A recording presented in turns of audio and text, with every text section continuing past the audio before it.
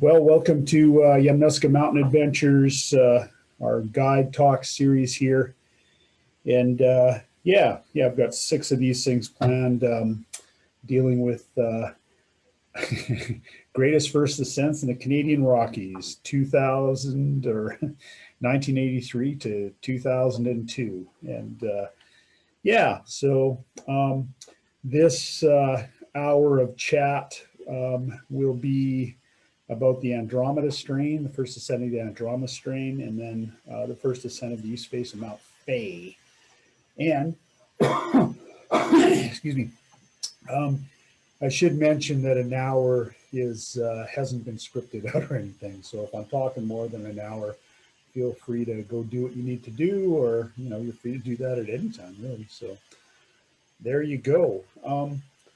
So the Andromeda Strain on Mt Andromeda. Not always that you make a first ascent of a route that already has a name, but that was very much the case with the Andromeda Strain.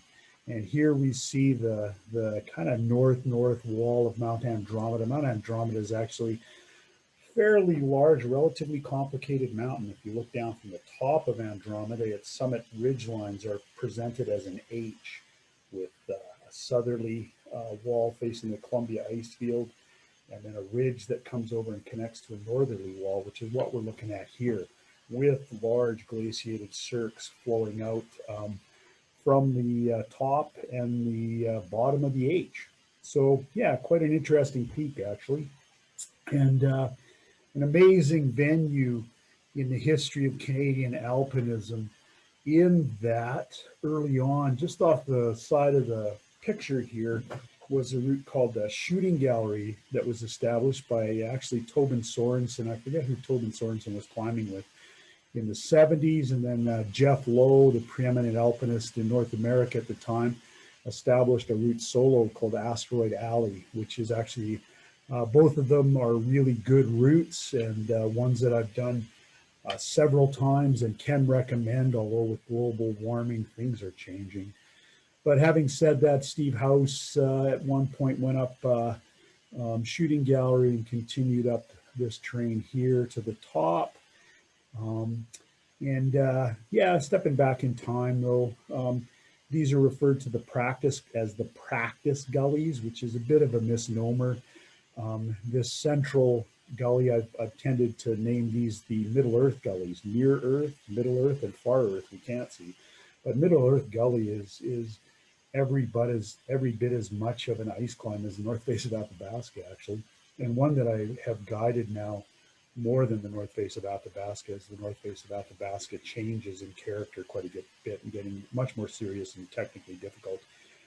But in the late 70s, we had a route over here and nothing on this wall all the way over to the practice gullies. So all of this terrain with the most striking feature kind of luring the alpinist's eye and desire towards it, being this gully in the middle of the face, which indeed became the Andromeda Strain, and was named before it was first ascended because it was proving to be such a strain on everyone who went up to try to climb this line. And there was, a dozen or more attempts by some of the best local climbers, Rusty Bailey, Jim Elzinga, and John Laughlin. And on one of Jim Elzinga's attempts, he actually figured out what would become the Andromeda Strain direct in the mid-'80s. But initially, everyone was trying to get out here and come back on this ledge and find a way through this really steep rock band. And it was proving to be such a strain that no one had gotten up there. And Jeff Lowe had been up there to give it a go. And how to get up the Andromeda Strain. But Jim, when he did this direct pitch and had to retreat, spied this chimney. And this chimney, which is the key to the route, is invisible when you get on this ledge because of this bulging buttress here. And so eventually the route would be put together by David Cheesmond and Tim Friesen and myself by coming up these slopes here, traversing, and actually not putting the rope on until somewhere around here. So soloing all this lower stuff, I don't think I would ever do that again at this point in my life, but I did when I was 24 years old. Um, and climbing a really beautiful corner here and then traversing this ledge to get to the chimney. Um, and then getting into the amazing upper feature of the route. And yeah, interesting that one of Lachlan's suggested solutions was this an overhanging off width here, very steep overhanging off width crack, very difficult to climb when they're dry at sea level, amazingly difficult to to climb when they're all covered with snow and ice up in the alpine. And John's such a Canadian remedy to this, 1 foot wide crack was to cut sections of hockey stick and then torque them into the crack and aid off the hockey stick. So, Hockey Night Canada stuff, you can't make this stuff up. Never got up there with the hockey sticks, and the route ended up going over here.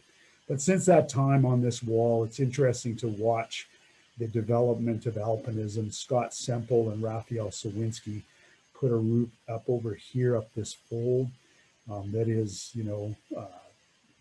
several grades more technically difficult than what the Andromeda Strain is, and is called the Cook, Her Thief, Their Lover, and a Banana, something like that. And then actually Raphael Sawinski went back with Russian climber and climbed this feature too. So yeah, a number of routes on this wall now, and maybe the potential for something more. I don't know if anyone's ever gone and investigated that fault there, but there you go. Maybe the Rockies, the north wall of Andromeda has more to relinquish. So the story of the first ascent, was my first time to get to climb with David Cheesmond, one of my most important climbing partners. And it worked out that winter, like in the winter of 1983, that, initially James Blench and I, Dave Cheesmond and Robbie Mitchell went up and made an attempt and got up the corner and dug a snow cave in here. And I don't know why they retreated. But when they retreated, they left a bunch of rappel anchors in the lower couloir. And then James Blench and I went up and pulled all those anchors out, thinking, oh, we're going to get to the top. We got all this free gear.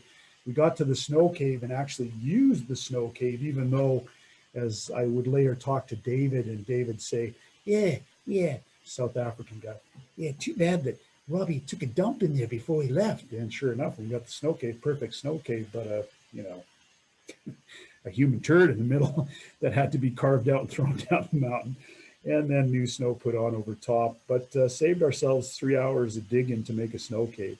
And James and I retreated. I can't remember why. I suspect because of the weather. Dave went up with another partner, and we put all the wrap anchors back in on the way down. Dave came up, pulled them all, thinking he was going to have success. And on his second attempt, came back down, put the rappel anchors in. Kevin Doyle and I went up, took all the rappel anchors out, spent a night in the cave, and the next day kind of got over to what Elzinga had seen by getting around this ledge. And Kevin made a really bold attempt at getting up the chimney and kind of climbed himself into no man's land in overhanging loose terrain. And to save his bacon, ended up pounding in the only bolt we ever put into the alpine in the Canadian Rockies. And after this, I made a point of not taking bolt kits. We went up into the alpine and, excuse me, kind of playing respect and identifying with Reinhold Messner's essay, Murder of the Impossible, where Messner pointed out that you can climb anything if you're willing to pound in enough bolts and spend enough time engineering. So yeah, on the third attempt, David Cheesmond and I invited along Tim Friesen and joined forces and pulled out all the wrap anchors on the way up, but this time didn't have to put them in on the way back down. This is from the attempt with James Blench, would have been in, I don't know, February or March, looks like March actually to me, in 1983. And 24-year-old alpinist, so very, very proud of his sun ice salopettes that Elzinga was able to get to Kevin Doyle and I out of the largesse of the 1982 Everest expedition. And the die rigueur babushka bought at a Ukrainian shop in Calgary that all Yamnuska mountain guides wore at the time. And then a Helly Hansen one-piece suit underneath. So I'm becoming quite the alpinist, along with a lightweight Galibier helmet, the lightest weight helmet available at that time, and Garfield. And yeah. It's interesting to look back and look at the smile. I think we're on the way up before the storm comes and all that kind of stuff. And smiling despite the fact of, size 2, obviously slab or cornice avalanche behind me, and then another size 1 debris right behind me, and some sloughs off these sides of the mountains. So probably not the safest time to be in the mountains, but yeah, happy to be there. Naivety is bliss, I guess. My partner on that first attempt, James Blanchard, this is actually on a climb in October. See Mount Temple in the background. So, man, up in the Stanley Valley. And Stanley, on the side of Stanley. But picture of James. And second attempt in the company of my very dear friend and still to this day, one of the most important man in my life, basically Kevin Doyle, pictured here in Pakistan in 1988. Yeah. He's, I think, going to be able to sell this Sun Ice suit to a guy in Italy who wants one. So on this successful attempt, Tim Friesen lives here in Canmore now after retiring from a career in law, and sporting the Yamnuska Mountain School baseball cap in the Karakoram of northern Pakistan in 1984 when we were going to climb Rakaposhi. So the next year, a year after the first ascent of the Andromeda Strain. And the big cheese, David Cheesmond, our leader, both on the Andromeda Strain and on the east face of Howes Peak, or of Mount Fay, and on Rakaposhi that next summer. So within that next year, I would do 3 or 4 significant mountain ascents, including our first trip to the greater ranges, the greater Himalaya, and all under the tutelage and guidance of David Cheesmond. So Cheese and Tim and I got up there, got across here, and I started working on the crux here, the chimney, very aware of the fact that I didn't want to climb into no man's land as Kevin did. So the first day I spent 2 hours gaining about 75 feet in here in a amazingly engaging combination of mixed climbing, aid climbing, and free climbing that demanded everything I'd learned in the 700 days of climbing I'd amassed at that time. So a full season in the Alps, doing the classic alpine routes there. I'd done, the nose and the Salifay on El Cap and the Cassine Ridge on Mount McKinley with Kevin. All of that I needed to have in my toolkit to get up that 75 feet. And while I was doing that, Dave was digging a snow cave out in one of these mushroom features. So, I went back to the Andromeda Strain, actually. After the first ascent in 83, I went back in 2006 and did the direct, which was eventually put together in the 80s by Greg Golovach and Joe McKay, fellow mountain guides, and is a really great, elegant kind of addition to the classic Andromeda Strain.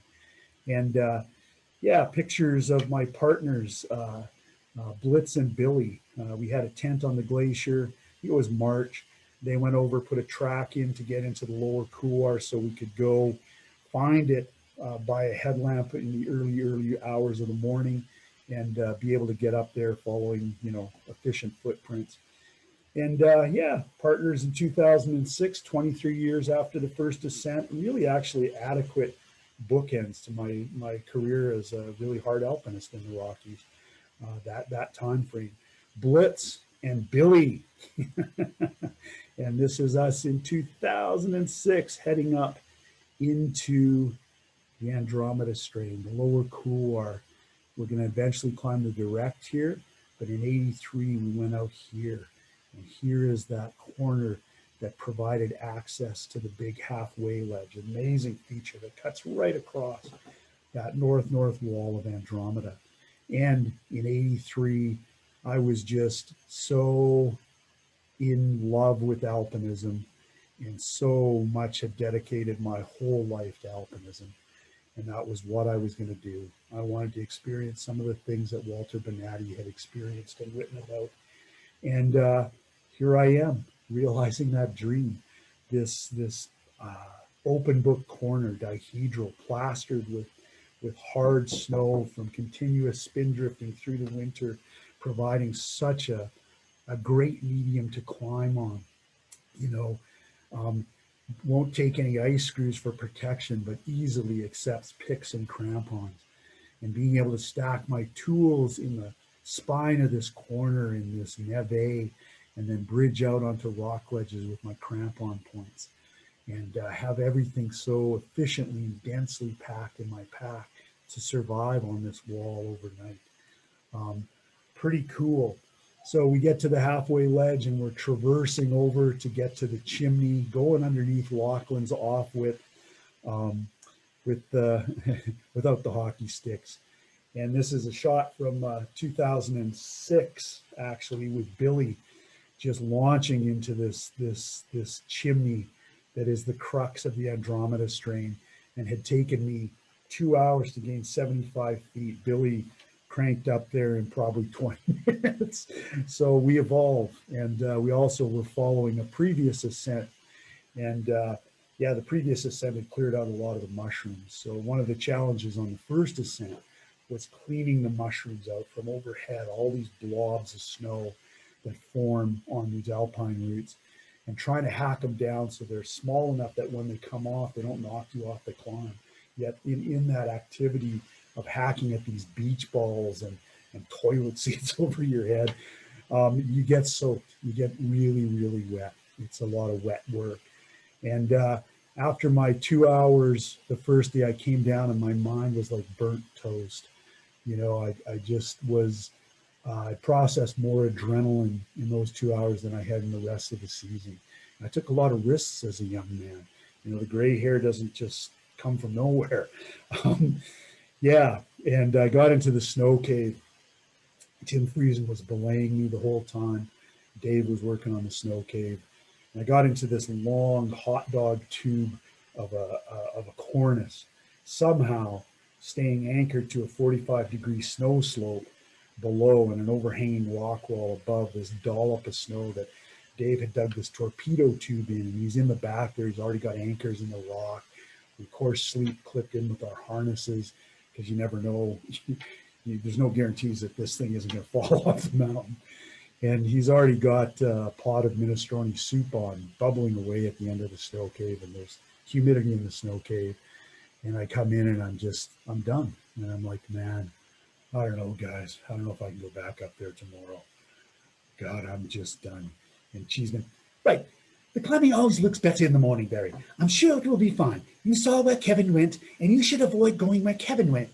And here, have some soup. And yeah, really worked a lot of miracles for me, that warm soup. And the next morning, I was psyched to go again, and went up and put another 2 hours in, traversed out from where Kevin had kind of got caught in the cul-de-sac. And this is Billy working his way up there, a famous feature now that the route has been repeated a number of times, called the A1 crack here. And when we climbed it, we graded it 5.9 A2, I think. A lot of direct aid climbing going on in here. Nowadays, modern mixed climbing probably goes free at, I don't know what it goes free at. I do know the two guys who ascended it as dry rock in the summertime and gave it a 5.10 something or other grade. So it's steep, you know, for a chimney, it's steep, hard climbing. And yeah, I eventually left the cul-de-sac that trapped Kevin and started traversing out to the right. And before too long, with a bizarre technique of front pointing as low as I dared on this ledge of neve, and too low and my crampons would skate off, too high and my chest would be too much against the overhanging rock above and I'd get pushed off backwards.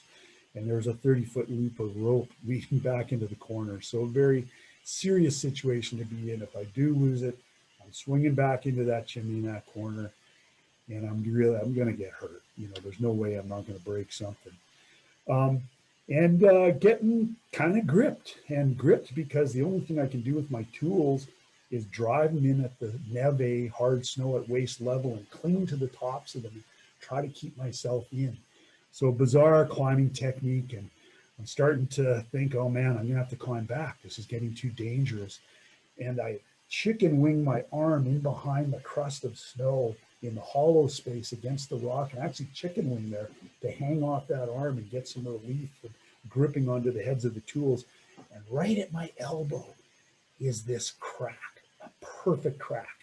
Could have been with a felt tip marker, like laser cut into the limestone.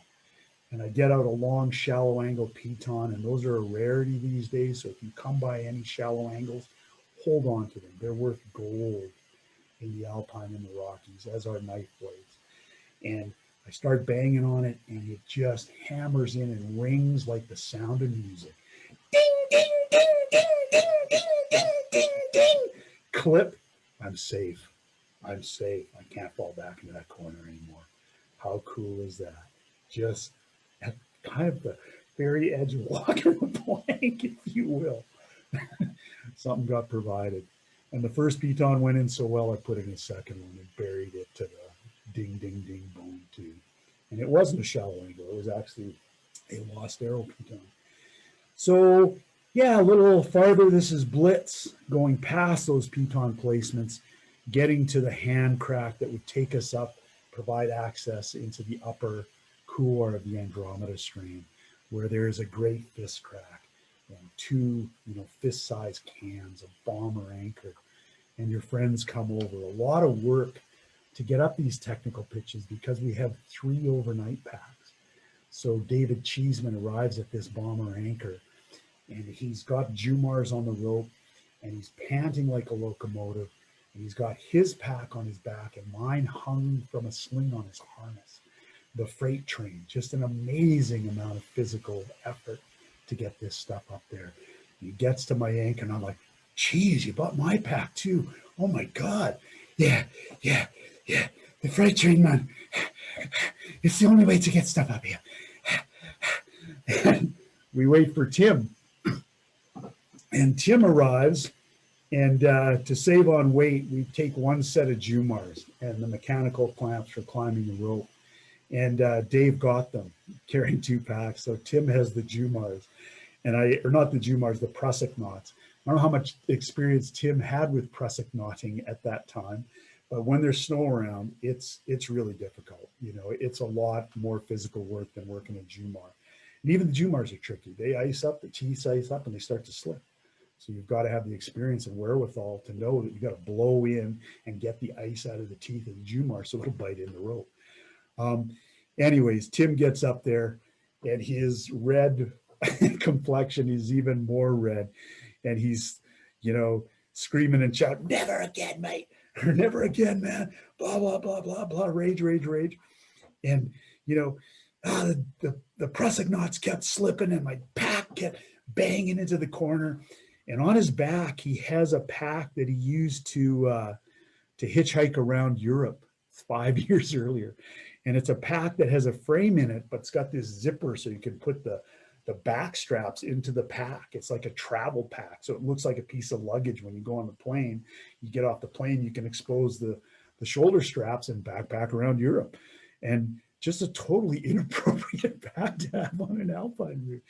But Tim's like, yeah, my pack gets stuck in the chimney because of its metal frame. And she's like, TP, you're a lawyer, man. Buy yourself a proper alpine pack.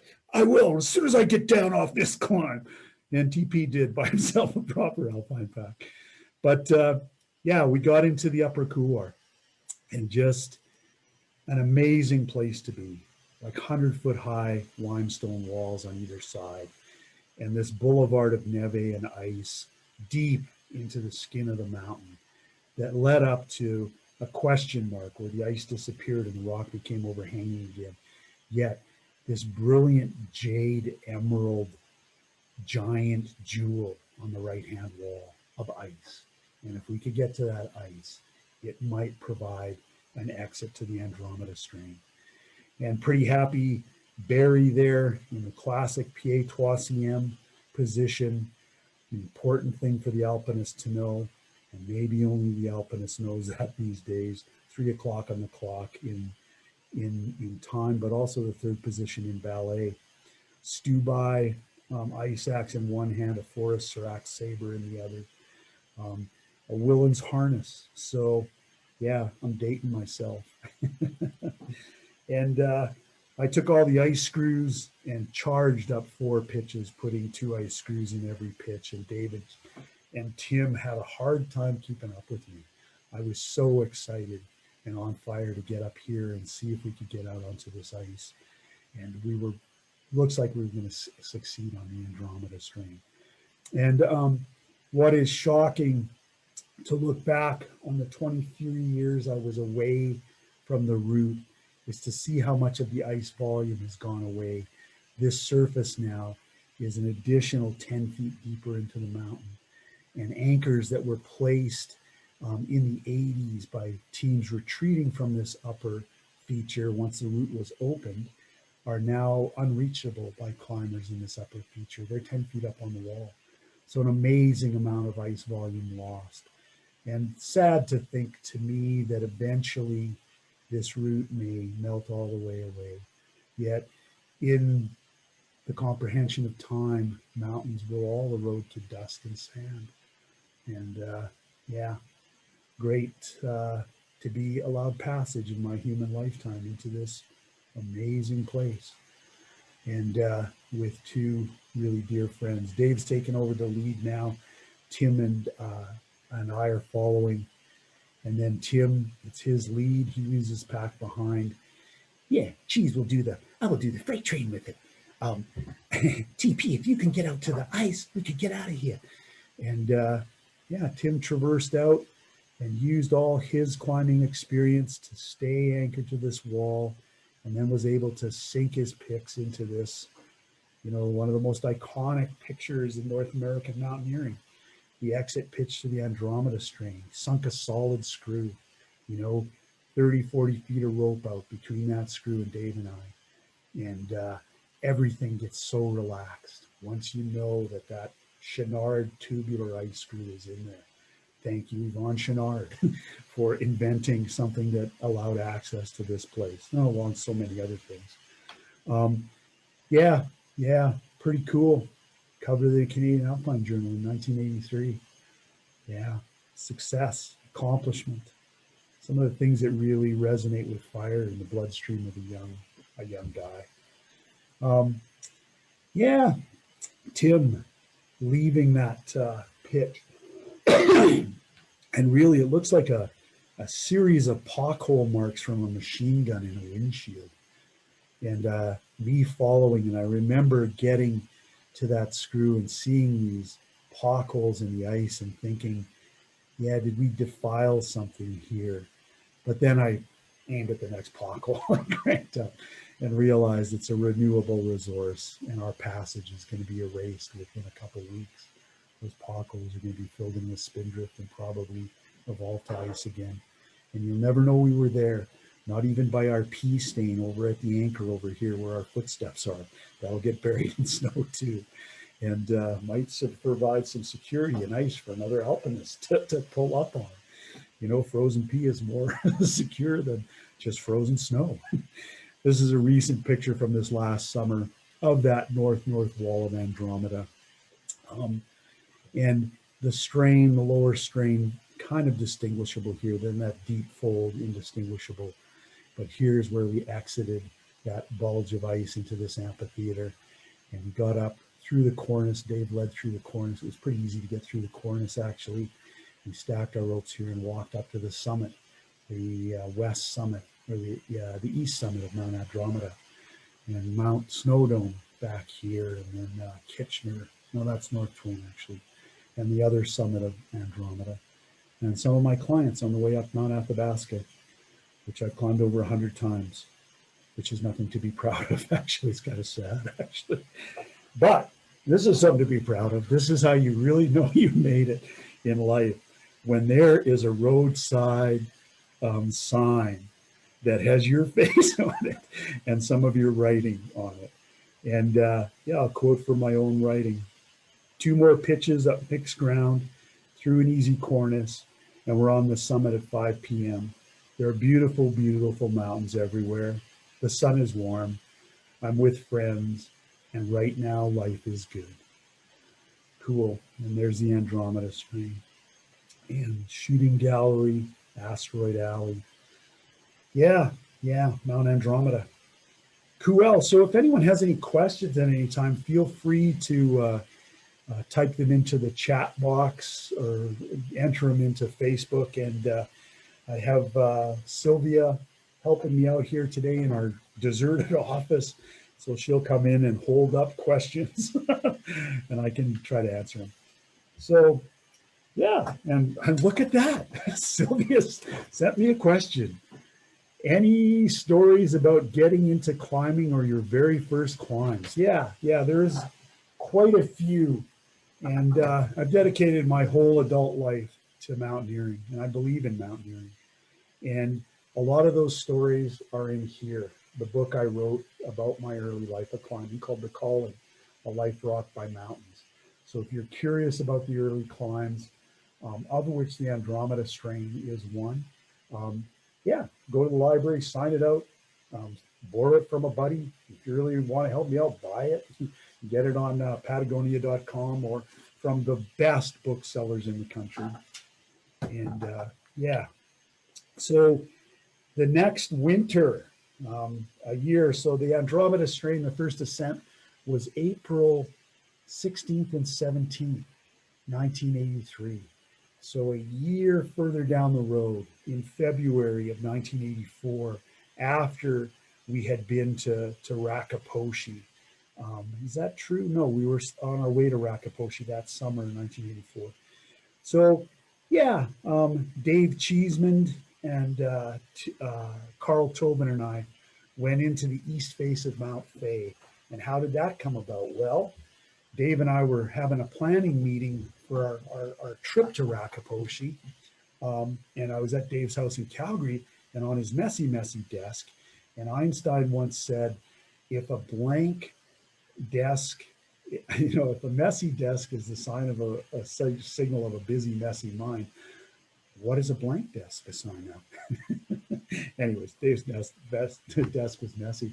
There was a black and white photo of this face, and up the lower part of this face to 3/4 height possibly was this silver strip of ice.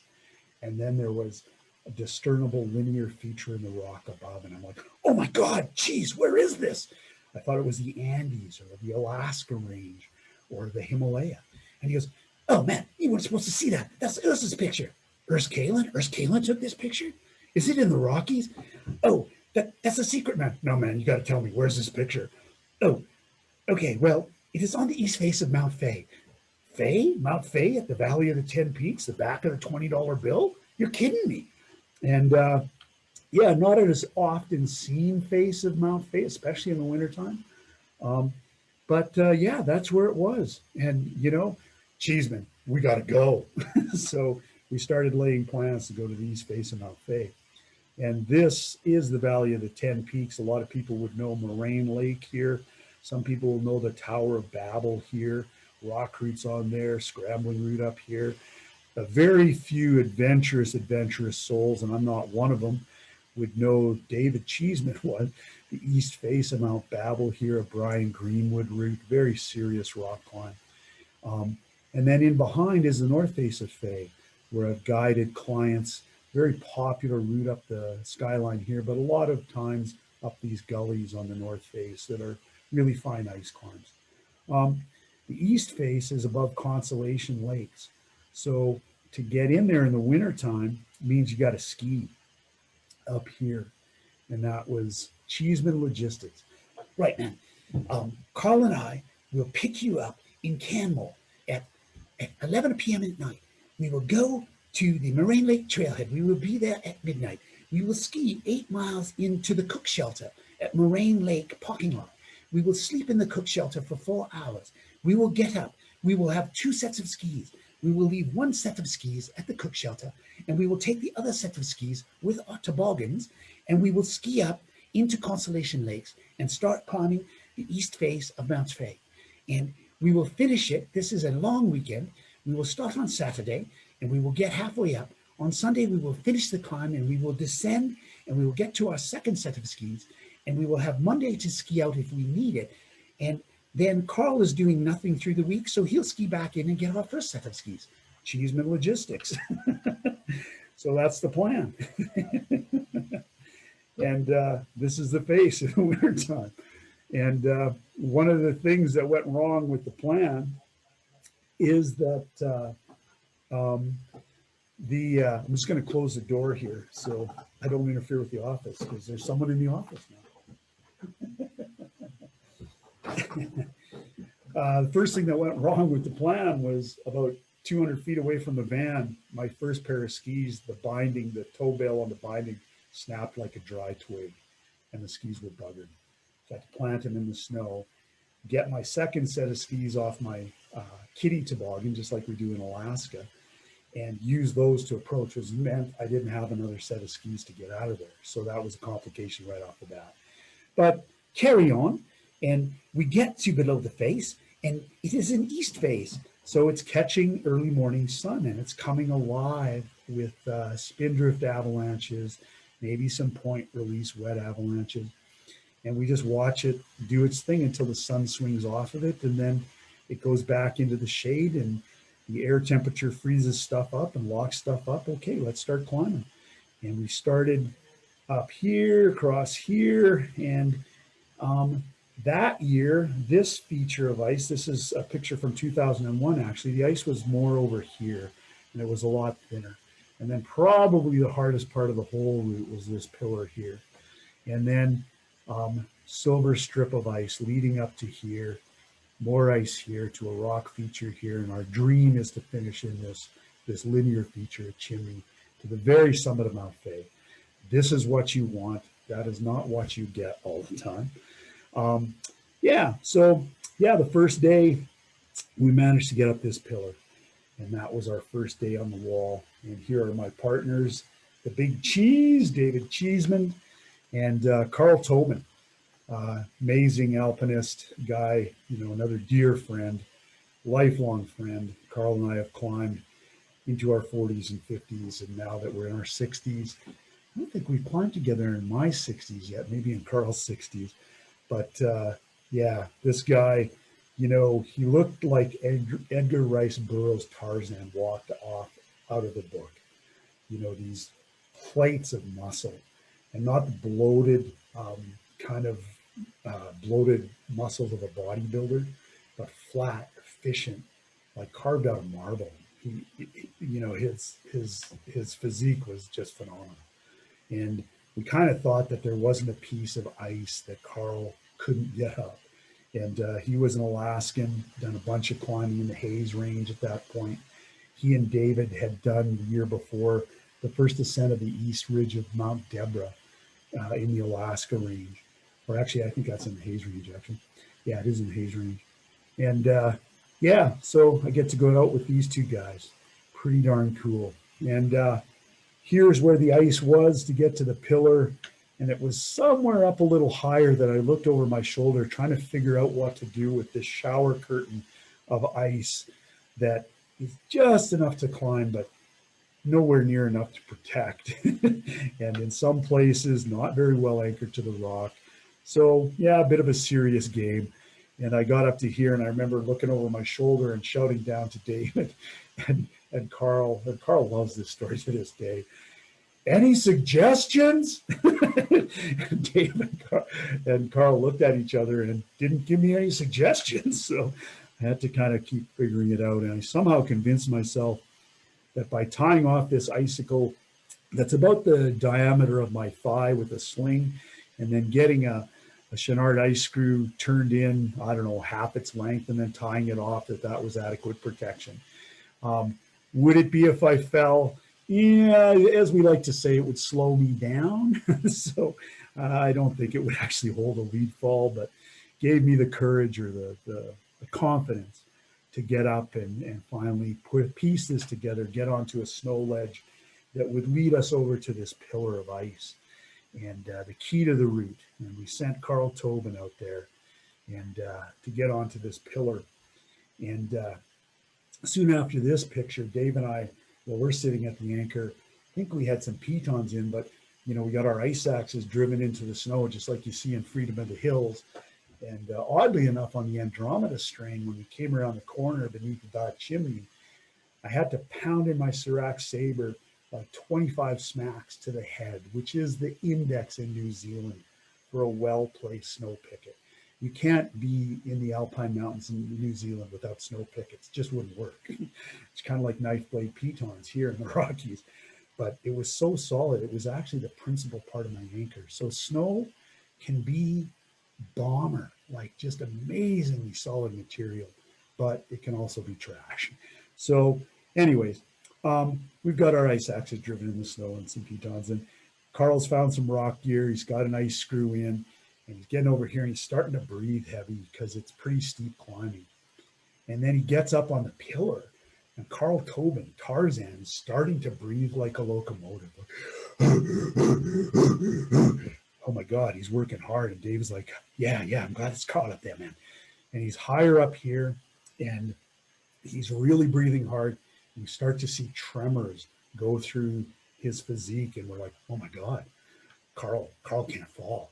And he looks down at Dave and I back at the belay and he goes, I can't hang on anymore. I'm going to jump. And we're like, jump? Are you kidding? You can't jump. Are you insane? Jump. And he jumps off, leaves his ice axes in the ice, jumps off and nails a gymnast's kind of landing off of the parallel bars or a pommel horse, this perfect Olympic landing on the snow feature.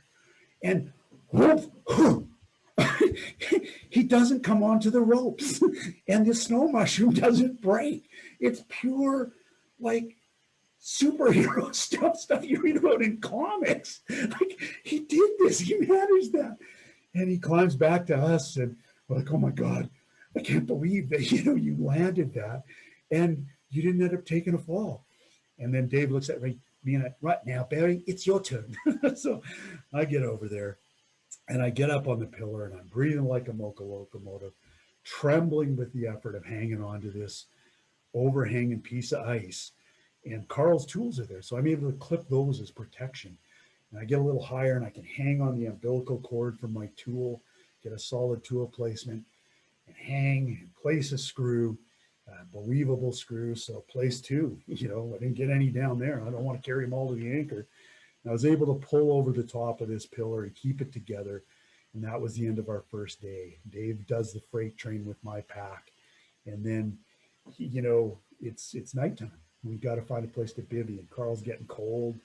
Okay, let's try just shoveling out a ledge here, and we'll lay down in our sleeping bags with our bivvy sacks. And as we're digging out the ledge, Dave's leg falls in against the wall.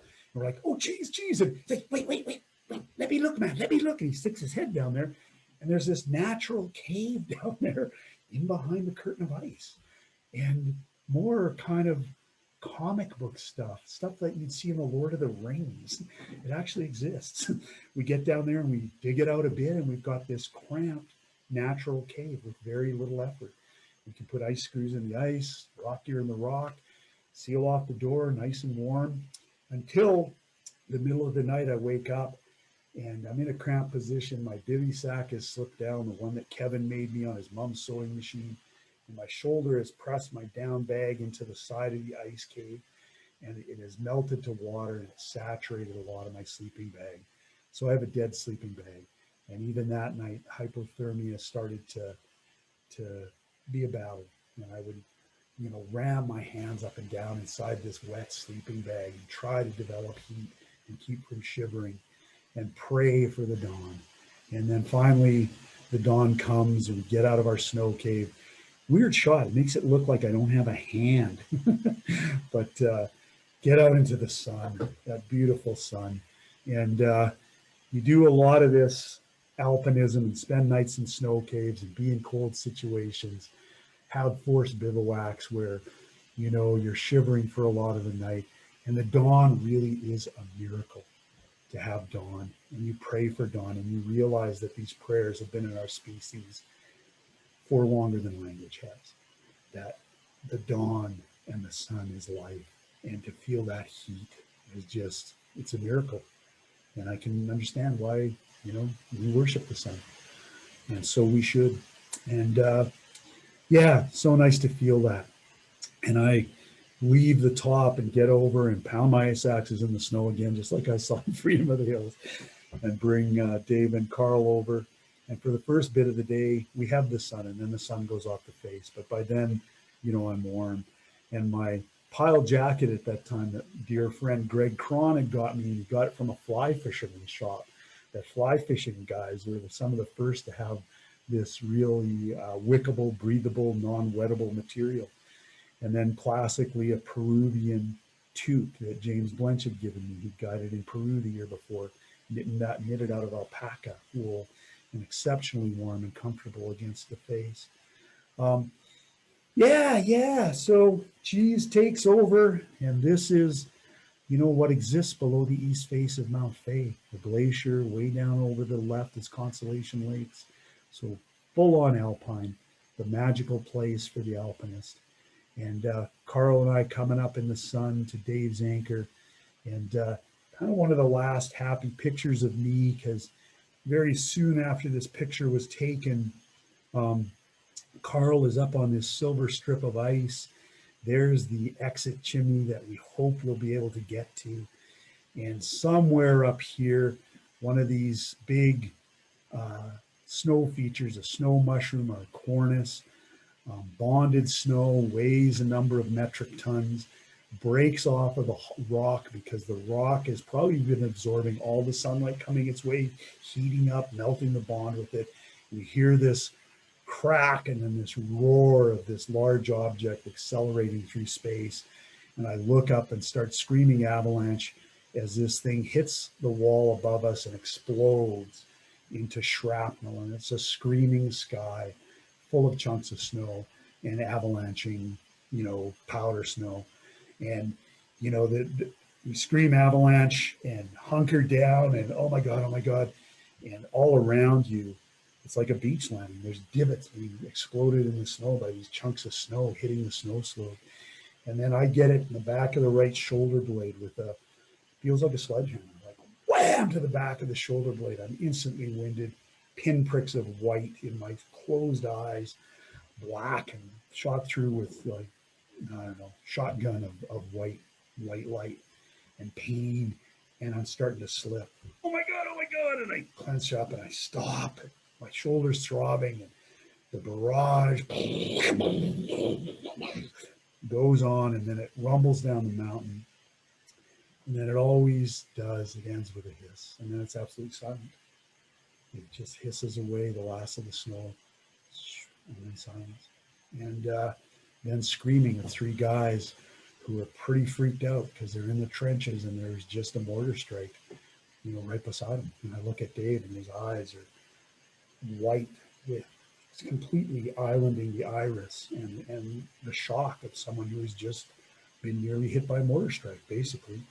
And where's Carl? And we look, and Carl's still clinging to the ice up there, shouting down at us, "You guys okay?" And we're like, yeah, we're okay, which is kind of BS because, I got a wound on my shoulder, a big old bruise, and it hurts like a mofo. Carl is white from helmet to crampon point, this snowman clinging to the ice up there. But none of us are seriously hurt. I'm out of the leading for the day because my right arm is kind of compromised. So I get to sit back and ride the Jumars. I become Jumar boy, bringing 2 packs up, doing the freight train, learning from Cheesmond, and getting to witness the magic of David and Carl's partnership, where, these 2 guys, like all 3 of us at the time, would have been uncomfortable telling each other, I love you, man. Like I love you. And no problem with it these days. But back then, even though that's what we had for each other. You know, you grow to love these guys or these people that you're on the sides of these mountains with, you go through these experiences with. And over time, it becomes not so much the roots, nor the experiences, or the adventure and the opening new ground is so captivating, and realizing that, you know, no humans have ever touched this side of this part of this mountain ever in the history of the species. We're absolute explorers, finding the Northwest Passage, if you will. And all of that, eventually, it's the people you're there with and the love that you feel for those people and what they mean to you and the friendships that endure over time. And yeah, pretty cool. So me following Cheese, the big Cheese, and Carl up the east face of Faye. Second snow cave, me getting really, really hypothermic with my wet sleeping bag, suffering dearly through the night. People ask, how hard are these routes? And common, like on this affair, I lost 15 or 20 pounds. And I wasn't as COVID healthy as I am now. I was 165 pounds. So I'd come down from this route 150 pounds, having lost that weight in 3 or 4 days, a lot of which is dehydration, but it's an amazing amount of energy gone, trying to keep warm and trying to climb in that environment.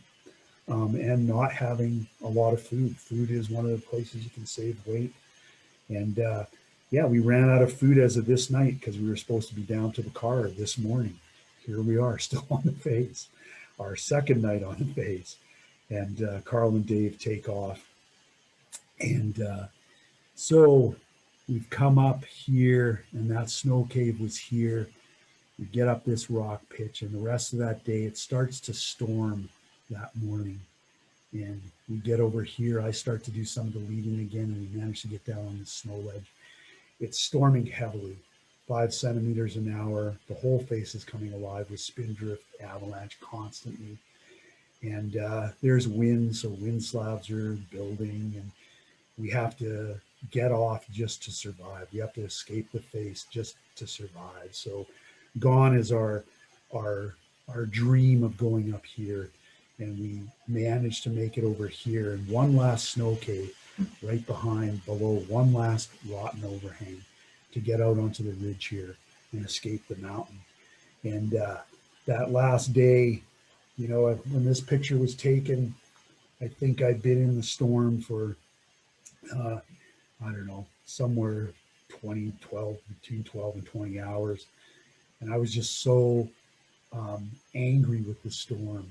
And so much snow coming down, so much cold entering my climbing system, my hands wet and shivering, even though I'm working hard to follow this traverse. And somewhere around here, Dave is in the lead, and I just snapped like a dry twig and had a tanty and turned around and started screaming and swearing obscenities at the storm and challenging it to, you know, to try to kill me.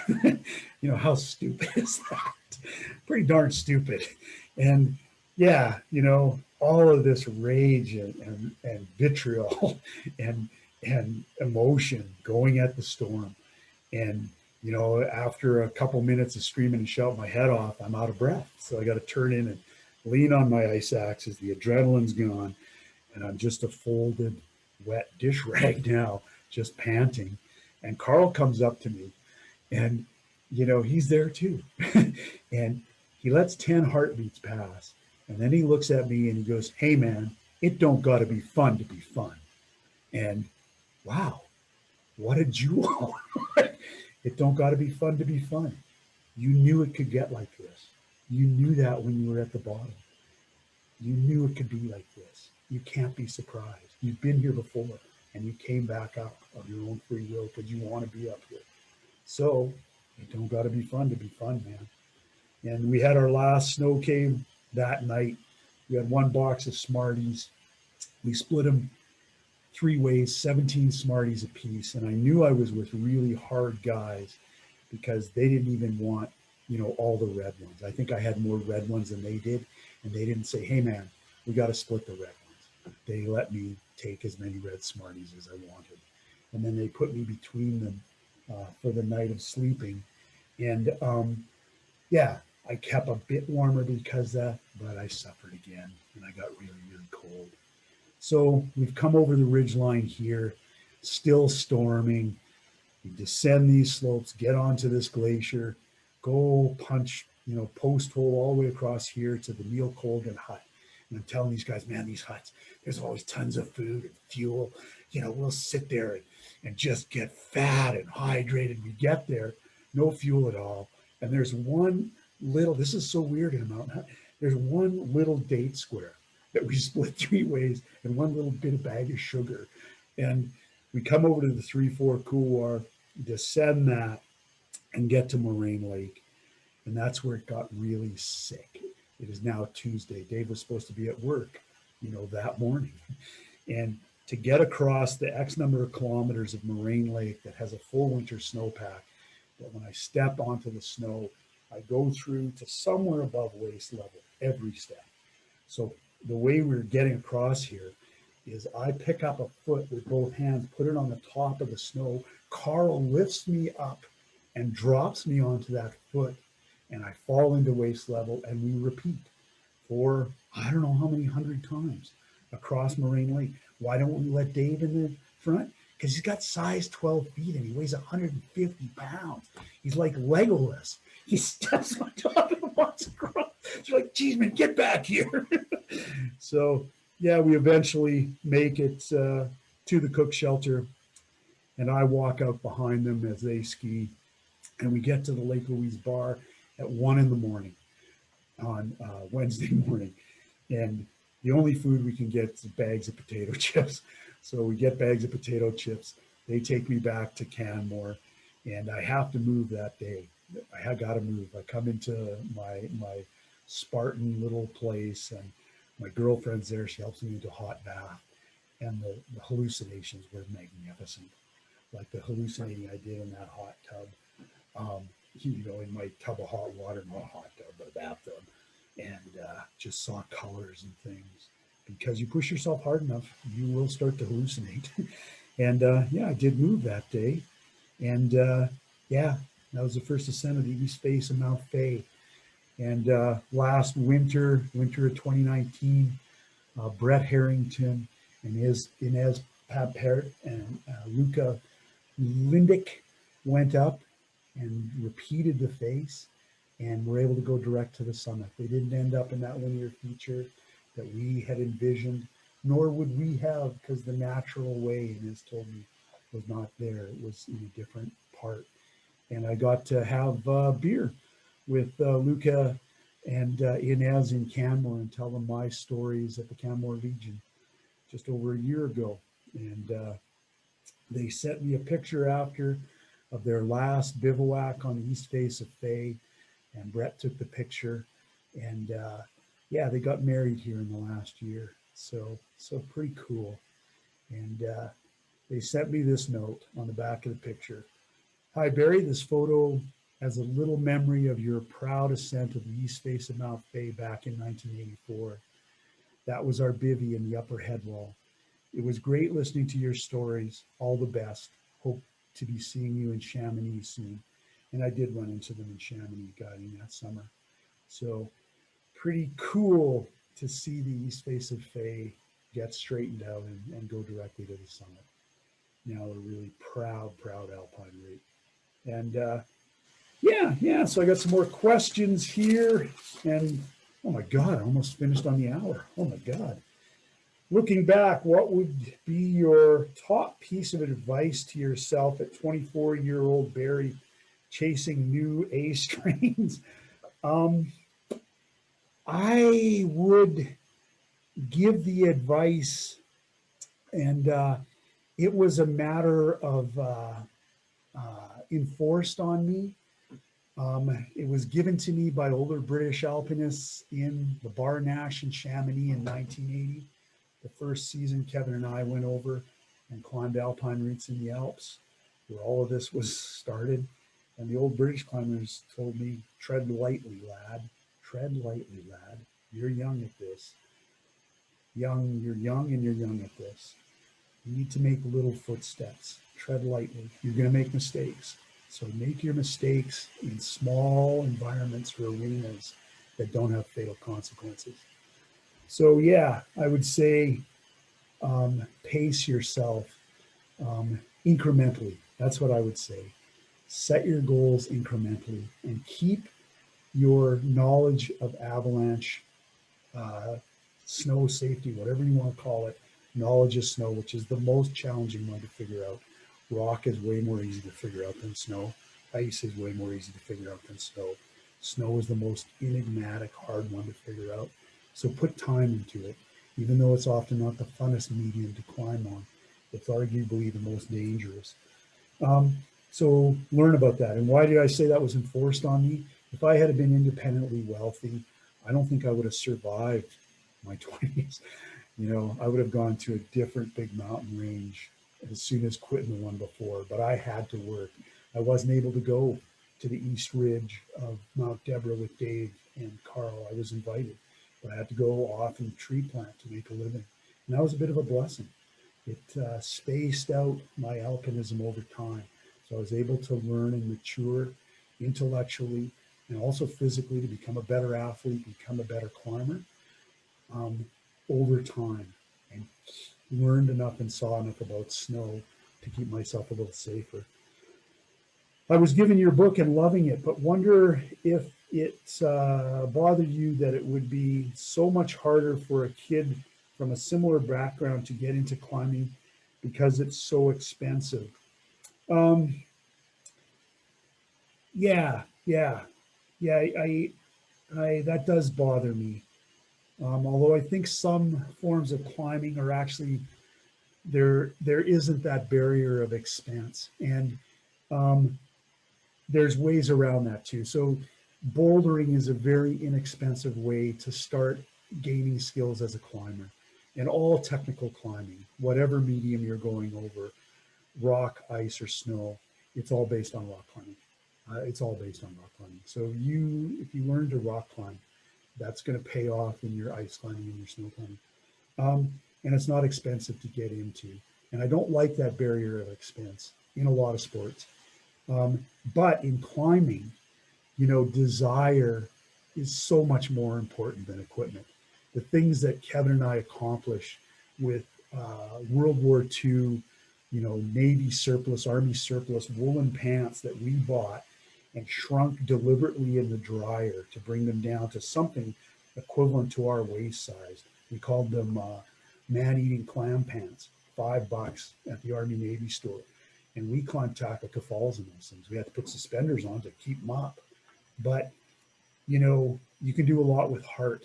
And I think heart, basically in life, is the most important thing, period. But in climbing, you don't need Gore-Tex and, you know, all the stuff that, you know, we say about modern clothing systems. You don't need that. Cheesmond climbed a lot of his hardest routes. You saw a picture of him on there. You'll see pictures of him on the North Pillar of North Twin in a plaid lumberjack shirt because he believed in wool. So you don't need all that stuff. You can do a lot with desire. How do you anticipate the effects of climate change will affect access to these amazing places? They're changing. It's shocking to see how much ice volume has been lost in the Columbia ice field in my lifetime. My lifetime is a human lifetime is just such a minute piece of time when you're talking in the time span of one of a mountain range, but of two of glaciation. And the rate of change right now, as we all know, um, because of climate change is, you know, I think, you know, talk to glaciologists, and the only other times you've probably seen this rate of change is when a meteor has impacted the earth and caused mass extinction. Yeah, so things are changing alarmingly fast, and it's sad. It's heartbreaking to see a lot of the ice disappear, and places that I ice climbed in the 80s on the edge of glaciers are now gone. The glacier's just not there anymore. these waves of ice we used to climb on are the glacier's edge is half a kilometer back. Gone. What was the scariest moment you experienced in the mountains? Well, let me tell you, you do a lot of alpinism and you're going to have scary moments. One of the most scary moments, and will be talked about in a couple episodes down the way. I think episode 4 of this deals with route called M16 on Howe's Peak. So getting hit by a collapsing snow mushroom in a very contained gully on Howe's Peak in 1999, where the hit was so immense that I actually had the physical hallucination or illusion of being scraped off the mountain. That's what I thought was happening. I thought I was being jettisoned off the mountain by this avalanche. Yet I had been slammed into the side of this rock gully and broken my leg, and I was hanging by one piton that my buddy Scott drove on until his elbow hurt and the piton was bent. Some people would call it overdriven. I called it, God, thank you, Scott. And yeah, I was convinced I was going to die at that moment. And the biggest regret that flooded my heart was that I would never see my partner again. And it's interesting to me that in that instant that I thought I was dying, that love was what sprung into my consciousness. And it sprang from here. Didn't come from my head, sprang from here, came up from the heart. How many of these types of climbs were you driven by sheer will and perhaps ignorance over technical climbing ability? Well, yeah, will, the desire to be up there is a lot of it. Ignorance, initially being ignorant of all of the threats that are in this really dynamic environment is part of it. If you'd be better off to know everything you're dealing with, but that experience has to come over time, and hopefully it comes with small exposures to all the things that can go wrong up there. And then technical climbing ability, there's a really high price to play up in that environment. You got to be pretty damn good. You got to be a really, really, really good traditional rock climber,